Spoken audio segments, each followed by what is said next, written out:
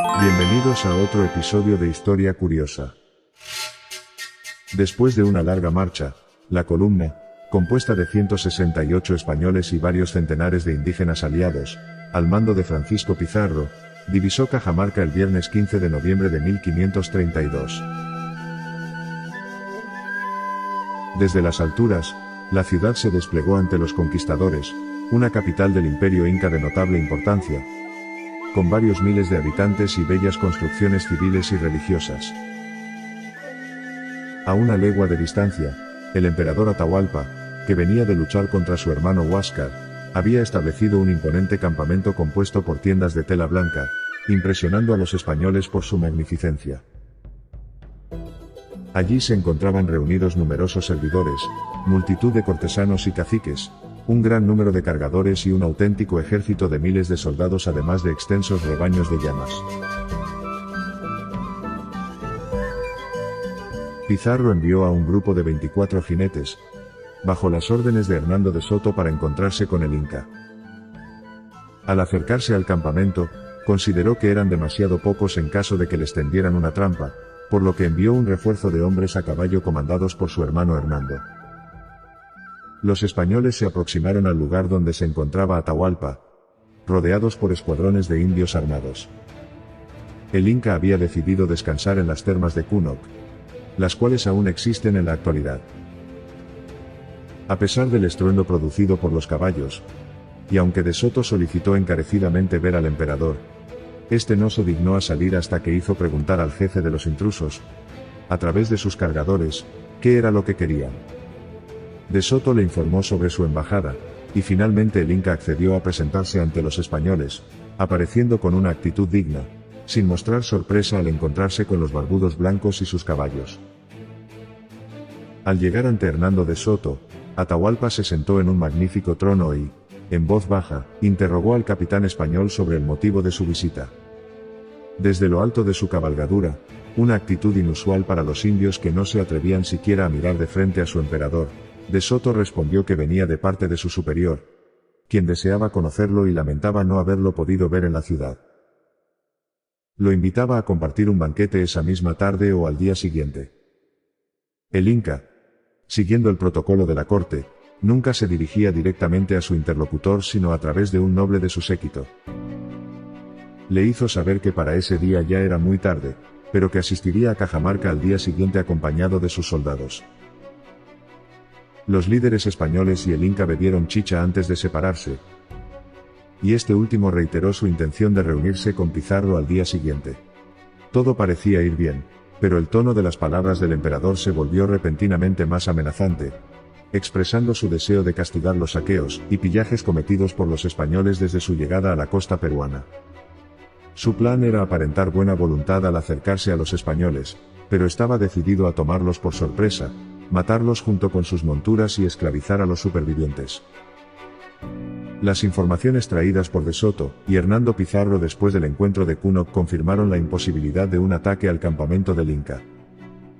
Dado que Atahualpa había anunciado su visita para el día siguiente, Pizarro decidió resguardarse en los edificios de la plaza y preparar una emboscada.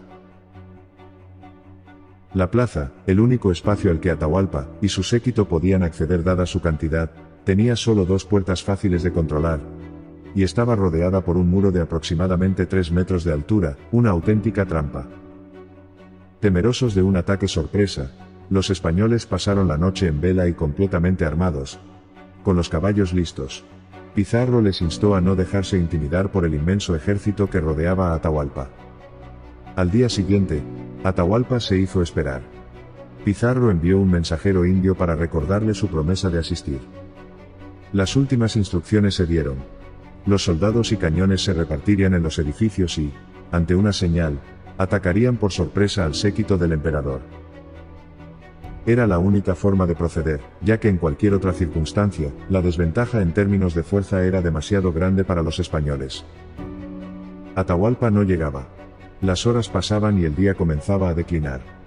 Los españoles, desconociendo las costumbres guerreras de los incas, comenzaron a temer que sus adversarios esperaran la noche para atacarlos. Finalmente, Atahualpa llegó, pero para asombro de los españoles, detuvo el avance de su gente en las cercanías de la ciudad, y ordenó erigir la gran carpa que lo albergaba durante sus desplazamientos. Era un claro indicio de que no tenía intención de avanzar más y desbarató todo el plan preparado. Pizarro intentó enviar un mensajero a Atahualpa para recordarle su invitación y decirle que se estaba haciendo tarde. Hernando de Aldana, que conocía un poco la lengua indígena, se ofreció y fue ante Atahualpa, mientras que los españoles, armados, esperaban un posible ataque en cualquier momento. El español regresó a la plaza, y solo pudo confirmar a su jefe las extraordinarias riquezas que rodeaban al Inca en sus desplazamientos, pero también su actitud, que percibió como hostil, y su inmenso orgullo. Todo estaba preparado. Los jinetes y los peones, ocultos de la vista del Inca, esperarían para lanzarse cuando se diera la señal. Controlando con los cañones las dos puertas de la plaza, los españoles no permitirían la entrada más que a algunos escuadrones indígenas, impidiendo la entrada de otros.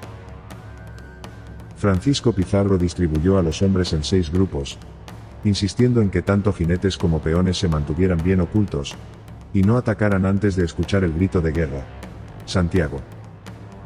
En una habitación que daba a la plaza, Pizarro mantendría a unos 20 hombres encargados de asegurar la captura de Atahualpa, con la instrucción precisa de que el Inca debía permanecer con vida. El único español visible sería un vigía encargado de anunciar la llegada del Inca. Todo estaba listo.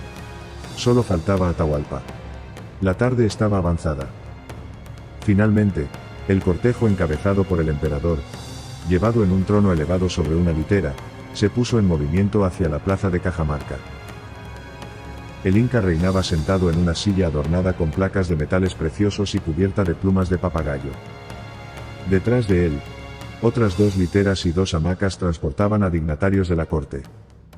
Por último, venían más escuadrones de guerreros. Una vez en la plaza, Pizarro envió al dominico Fray Vicente de Valverde.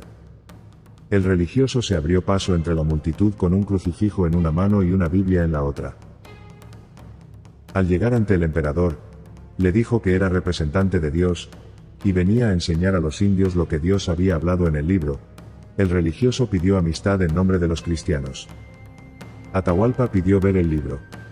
Finalmente, después de inspeccionarlo, lleno de desprecio, lanzó la Biblia lejos y comenzó a interrogar al religioso. Le reprochó los saqueos cometidos por los españoles desde su llegada a Perú, acusando a los intrusos blancos de robar en su territorio. El religioso se retiró lleno de furia hacia el Inca. Pizarro reaccionó de inmediato. Tomó su espada y escudo, y acompañado por unos 20 soldados, se abrió paso entre la multitud. Tan solo 4 hombres pudieron seguirlo hasta el emperador. Allí, Pizarro intentó sin éxito tomar al Inca por el brazo y gritó: «Santiago». De inmediato, retumbaron los cañonazos de la artillería que apuntaban a las salidas de la plaza. La trompeta anunció la carga. Jinetes y peones salieron precipitadamente de sus escondites y se abalanzaron sobre la multitud, centrándose, como habían acordado, en los jefes y principales. De pronto la plaza se convirtió en un caótico infierno. El estruendo de la artillería resonaba en la plaza y aterraba a los incas. Los jinetes se abalanzaron sobre la multitud. Los caballos, novedad incomprensible para los nativos, sembraron el caos y la confusión. Los peones españoles, armados con espadas, se unieron al ataque. Los indios, atónitos por el inesperado embate de los caballos, se dispersaron en todas direcciones, pero dada la densidad de la multitud, se produjo un caótico atropellamiento. Desesperados, los indios caían unos sobre otros. Los jinetes, comandados por Hernando de Soto, los pisoteaban. Mataban y herían a todos aquellos a quienes podían alcanzar. Los peones actuaron con diligencia contra los indios, y la mayoría de ellos fueron pasados a espada, incluyendo a numerosos jefes. La densidad de la multitud y el estrecho espacio de la plaza llevaron a un colapso rápido y desordenado. Los indígenas, sobrecogidos, se pisotearon unos a otros en su intento de escapar. A pesar de los esfuerzos de los cargadores de Atahualpa y de los guerreros presentes, el ataque de los españoles fue implacable. Pizarro continuaba sujetando con fuerza el brazo de Atahualpa, pero no podía bajarlo de su asiento elevado. Los cargadores del Inca, pertenecientes a la aristocracia, Intentaron protegerlo con sus cuerpos, pero fueron despedazados. Lo mismo sucedió con toda la escolta imperial. Los dignatarios que acompañaban a Atahualpa en las otras literas y hamacas fueron masacrados, al igual que el principal cacique de Cajamarca.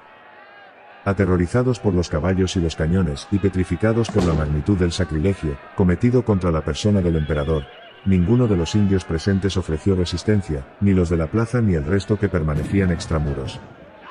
Finalmente, las andas de Atahualpa fueron embestidas por varios españoles. Uno de ellos agarró al Inca por los cabellos mientras que los demás volcaron el trono.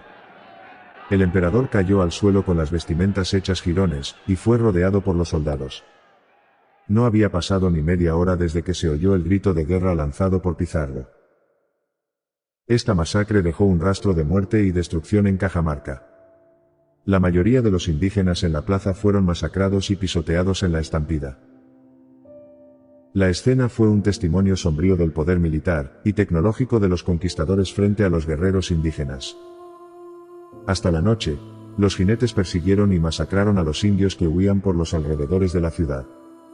La llanura se tiñó de rojo, y quedó cubierta por una infinidad de cuerpos devastados. Pizarro hizo llevar a Atahualpa a uno de los edificios de la plaza, y le proporcionó vestimenta indígena común para reemplazar sus ornamentos imperiales. Fue llevado prisionero a la llamada Casa de la Serpiente. El emperador ofreció una gran cantidad de oro y plata a cambio de una alianza y liberación. Según los cronistas, el acuerdo pactado establecía que Atahualpa entregaría, en un plazo de 40 días, un cuarto lleno de oro y otros 2 de plata. El Inca prisionero temía que los conquistadores negociaran con su enemigo y hermano Huáscar, por lo que desde su prisión ordenó su muerte. A pesar de haber cumplido con la entrega del rescate, fue condenado a muerte. En un juicio sumario, fue acusado de la muerte de su hermano, de ser polígamo, de ser idólatra y de preparar un ataque contra ellos.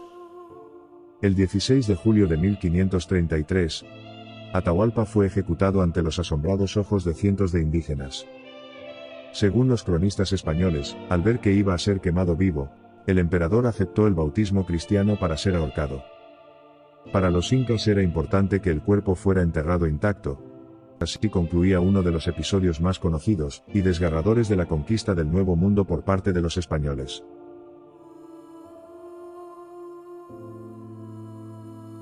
La muerte de Atahualpa allanó el camino para el establecimiento del dominio español en el Imperio Inca, lo que eventualmente llevó a la colonización del territorio, y la imposición de la cultura española en el Nuevo Mundo.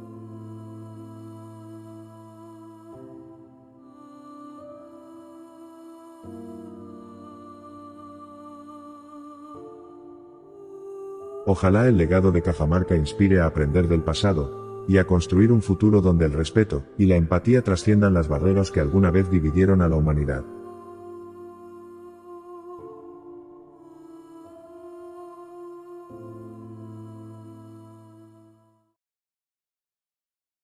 Y hasta aquí este episodio de Historia Curiosa. Nos vemos en el siguiente y no olvides suscribirte.